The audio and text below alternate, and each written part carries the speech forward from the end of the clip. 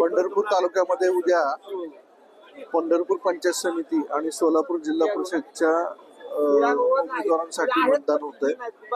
पंढरपूर तालुक्यामध्ये जिल्हा परिषद गट एकूण 8 आहेत आणि पंचायत समितीचे निर्वाचक गट 16 आहेत।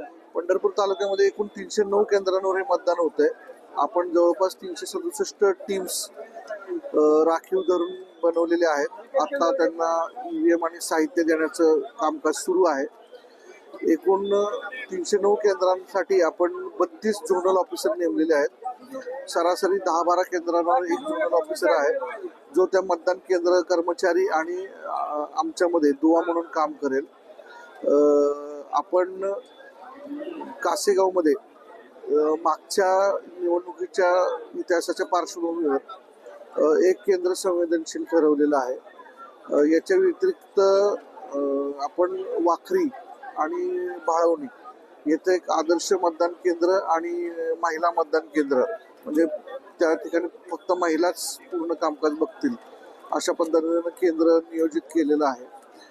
आता हे साहित्य वाटप साधारणपणे अजून 1-1.5 तासात पूर्ण झाल्यानंतर ही मतदान पथकं आपापल्या नेमलेल्या मतदान केंद्रांवर जातील आणि त्यांचं आज आम्ही 3रं प्रशिक्षण पण घेतलंय। उद्या सकाळी 6:30 वाजता मॉकपोल होईल। मॉकपोल म्हणजे चाचणी मतदान होईल। तो रिझल्ट उपस्थित मतदान प्रतिनिधींना दाखवला जाईल आणि त्यानंतर मतदान यंत्र शून्य केल्याची खातरजमा करून त्याचं सीलिंग करून बरोबर 7:30 वाजता मतदान सुरू होईल। तर सर्व मतदान प्रतिनिधींना विनंती आहे की त्यांनी वेळेत या चाचणी मतदानासाठी उपस्थित राहावं। याच्याशिवाय आपण 309 मतदान केंद्रासाठी काही मतदान यंत्रात बिघाड झाला तर राखीव मतदान यंत्र देखील तयार करून ठेवलेली आहेत, जी की आपण झोनल ऑफिसर मार्फत गरज पडल्यास पुरवू शकतो।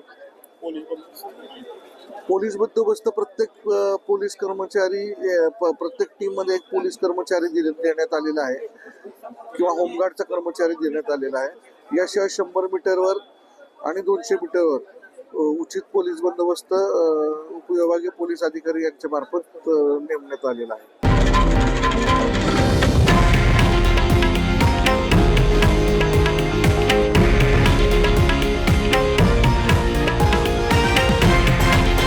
हे आहे देशातील नंबर 1 न्यूज नेटवर्क आणि आपण पाहत आहात TV9 मराठी, एकमेव।